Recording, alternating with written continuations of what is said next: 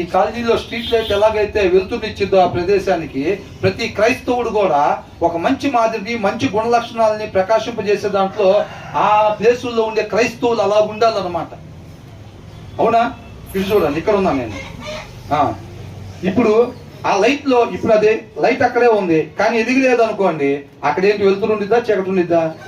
క్రైస్తవుల్లో కూడా దేవుని వాక్యం లేకపోతే ఆ మంచి గుణ లక్షణాలు వాళ్ళలో కనపడవు. పేరుకు క్రైస్తవులే, బైబిల్ పేర్లే పెట్టుకొని ఉంటారు. ఎప్పుడైతే వాళ్ళు వాక్యం చదవరో, మోసకరమైన హృదయంలో నుంచి ఏదైతే వచ్చిందో వాళ్ళలో ఉంటే ఆ గుణ లక్షణాలే కనపడతా ఉంటాయి. ఆ రూబేనా పోయి గొడవలు ఆడుతూ ఉంటాడు, ఆ ఏసేపై పోయి వాడి మీద వీడి మీద పెడతా ఉంటాడు. అర్థమవుతుందండి? మొత్తం అట్లాగే ఉండిద్ది.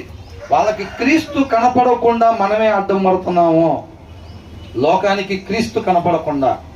అర్థమవుతుందండి? ఆ ప్రేమ, ఆయన ప్రేమ స్వరూపి కాబట్టి ఆ ప్రేమ ఉన్న క్రీస్తు కనపడకుండా ఎవరు అడ్డం పడుతున్నారంట? మనమే అడ్డం పడుతున్నాం. వెలుగుగా ఉండాల్సిన వాళ్ళం, సారాన్ని పంచాల్సిన వాళ్ళం ఈ లోకానికి. మనలో సారం లేకపోతే ఇంకేంటి ఆ కూర పరిస్థితి ఏంటి?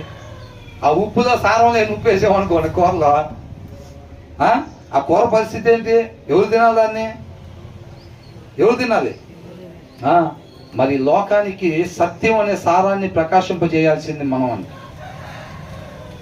ఒక మంచి మాదిరిని, ఒక మంచి చూపుని, ఒక మంచి మాట తీరుని, ఒక మంచి ప్రవర్తనని, దేవుడి ప్రేమని లోకానికి చూపించాల్సింది మనం వాక్యం చదవకుండా ఉన్నప్పుడు ఏమవుతుందంటే, ఆ దేవుడు వాక్యమైన దేవుడు మన హృదయంలో లేకపోతే ఆయనలో ఉండే గుణ లక్షణాలు మనలో నుంచి రావు.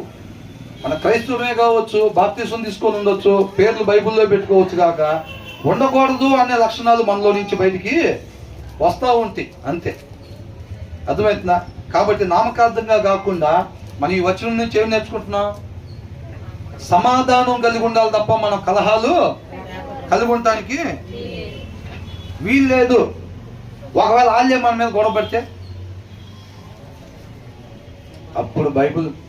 అప్పుడు బైబిల్ తీసి పక్కన పెట్టి పక్కన ఉన్న కత్తి ఒకటి, అన్న మీరు చూసారుగా, దేవా నువ్వు చూసావుగా, ఫస్ట్ నేనేమి